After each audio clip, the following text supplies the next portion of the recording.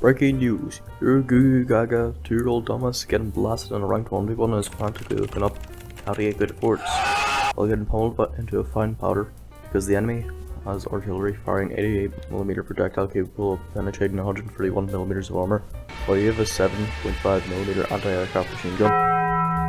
But don't panic if you haven't been blown up yet, because this is Wreckers Low, Wreckers Life. Don't blow it up. People in there. Usually metals for building and energies for shooting, but you might not have enough either when you're trying to build or shoot. Connect nodes to build, drag the middle of a material to make a box, and materials snap to a grid that can be turned off. When you place a weapon behind bracing, it automatically makes a path through it with background bracing and places a door at the end, which can also be turned off. You can also choose the directions of your gun space to kill your teammates, or to place AA behind your base in case there's projectiles coming towards your teammate.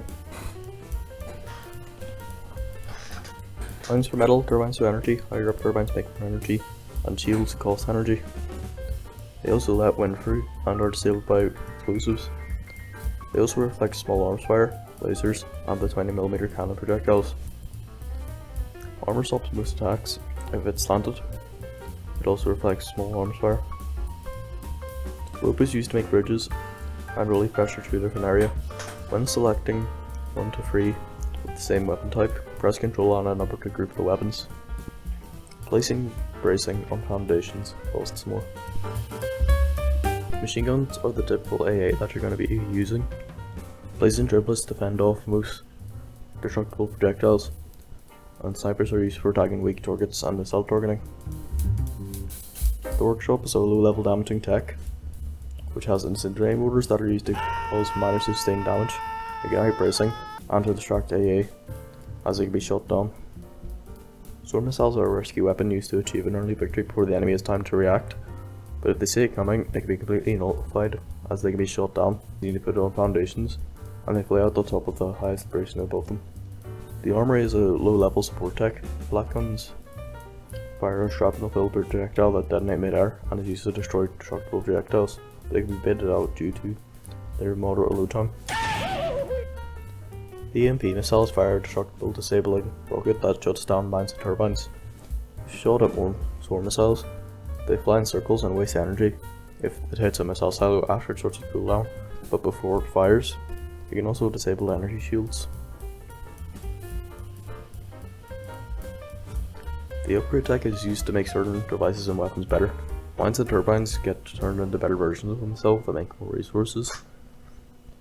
Machine guns can be turned into miniguns that destroy wood but doesn't do anything against slanted armor, and it also loses automatic AA. A sniper can be turned into an armor piercing sniper that is less accurate, can set target for missiles, but can go through one layer of armor. The incendiary mortars can be turned into heavy mortars which cause moderate splash damage and be deadly when they're left alone.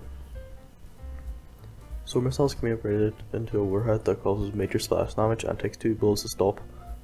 And after the first bullet, its blood alcohol level reaches to 25%. Black guns are usually upgraded into a shotgun that ruins wood and defended devices and weapons, and it loses automatic AA. But if you hit a group of destructible projectiles, they won't exist anymore. And the further on the arc, the tighter the spread.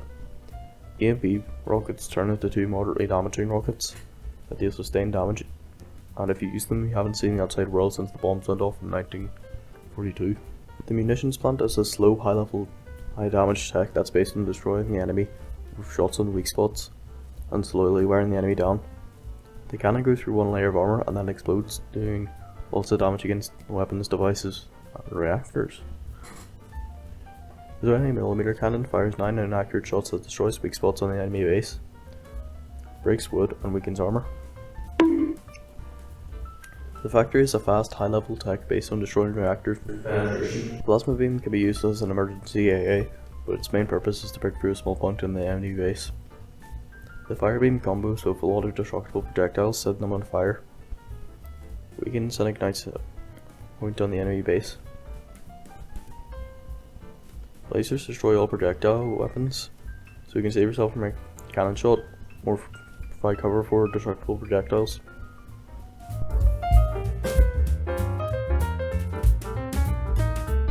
Reactor safety, stupid idiot.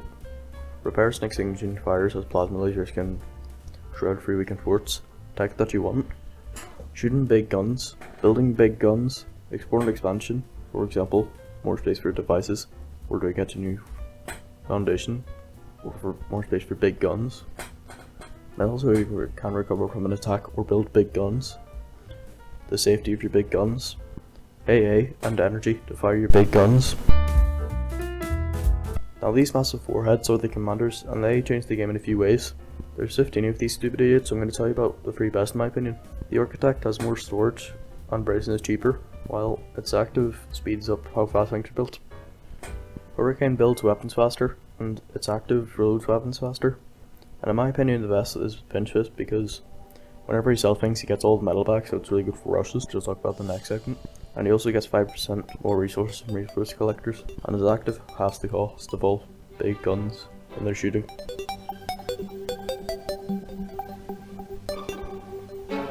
Build a mine, delete armor, build space for turbine, low level tech, turbine, reinforce lightly, build a factory, and both storage types. Plasma laser, fire laser, door, the free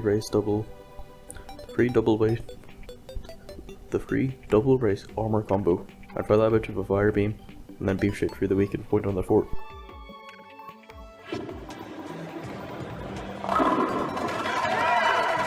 Nice throw! Usually if you survive the first wave you should place shields, or with a free double brace armor combo, and slowly try to target their turbines, or get a lucky cannon shot.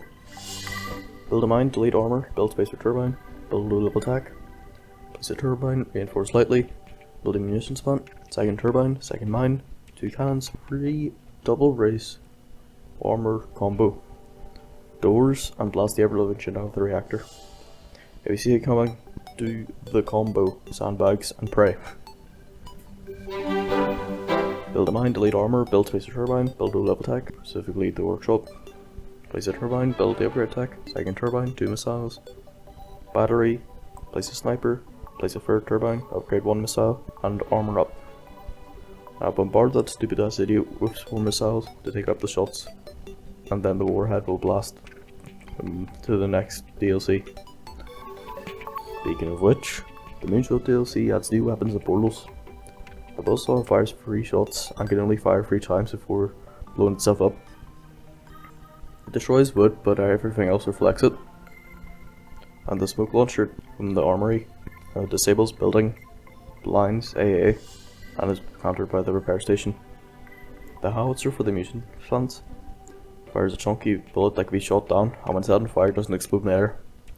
And the magnet beam for the factory tracks all projectiles to the point of contact. Portals are a new material that when you link them together, projectiles go in at one end and come out the other. The direction can be changed. You can just make projectiles pass through them instead, and they're also disabled by EMPs. Place a mine, build space for 2 turbines, place them, sell armor, munitions plant, smoke launcher, second mine, put down 1 metal storage and 2 batteries, sell the armor to get Howard, place doors in front of Howard, and then put doors over that. Leave those weak spots undefended with your remaining metal, block the AA's vision with the smoke, and insert an L-15 high explosive 155mm shell into the enemy before decimating them and leaving their reactor exposed to all allied weaponry, allowing for a swift victory. The High Seas DLC adds new physics, weapons, and ammo. Wood floats, metal sinks. Only 1 ammo can be built at a time. Propellers give metal and water, because minerals and smokestacks gives electricity. If it has a clear space above it and around it, it gives the most. It doesn't need a place to light it up, it just has to have a space around it. The cost dynamic of metal and energy is basically swapped. The armory tech has new weapons. The harpoon needs ammo and distracts 4 missiles. It also has the same effect as an EMP if it hits them. The hardpoint upgrades into either an orbital laser that needs ammo from the factory. It can also be upgraded with the upgrade tech to have a preview of the shot, which when it hits, it fires a sweeping death laser from above, but it can't be shot down. While the ammo can also be upgraded to focus on one point, do more damage, and all ammo from the orbital laser when it hits yourself or your team doesn't activate. Or a deck gun that can be upgraded to fire 3 destructible projectiles that do massive explosive damage, which can also be set to focus or spread fire. The workshop gets an energy dome that temporarily blocks all destructible projectiles but only does 1 damage to warheads. It also receives a runway that uses ammo. It fires a destructible plane that either drops 4 heavy mortar shots from the munitions plant or a high damage piercing incendiary bomb in the factory. Swarmer cells can also be placed normally on your boat. I forgot to write this on the script, but the stupid runway can be upgraded to build 2 planes at a time. Place an armory, a smokestack, 2 propellers, a factory, and a hardpoint. Build another battery, sell armor, build smoke bomb, orbital upgrade, orbital ammo, doors, firebeam. Smoke bomb them and then just sneak in evil villain fucking Megamind killing Metroman death beam from space. Armory, smokestack, 2 propellers, munitions plant, hardpoint. Sell armor, build a smoke bomb, deck gun, upgrade for your deck gun, all the way, doors, fire, smoke, and big gun.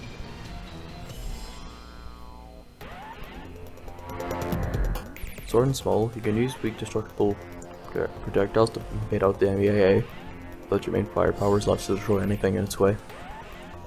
If an incendiary mortar or any mishap comes through the background of bracing, it ignites it. If you use the Phantom Commander, you can swap out weapons, so as soon as one reloads, you can move it to the spot you want to fire from.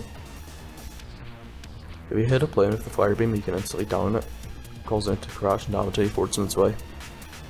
The plasma laser destroys all projectiles but doesn't ignite them, and the magna beam only messes up the trajectory of destructible projectiles. Make a triangle in between 2 nodes, build a platform stretched out the middle, 2 ropes on one end and 1 on the other, place a cannon on the platform, and delete the triangle. Make sure all the ropes are dense and then delete the single rope. As it's swinging, connect the bottom of your T3 to your fort, secure it, and you've made a T3 cannon. Aim it at the top, weak points on the enemy base, and backhand the enemy into the tutorial level. Attach ropes from your reactor to a relatively secure point on your base. Delete it, the bracing around it. Swing your reactor away from the enemy and give yourself more space for armor and weapons on the front of your fort. And that is basically all the stuff you need to know about forts. Try experimenting to find your playstyle, and before you go into the YouTube short with a GTA clip at the bottom, don't build a fort like this.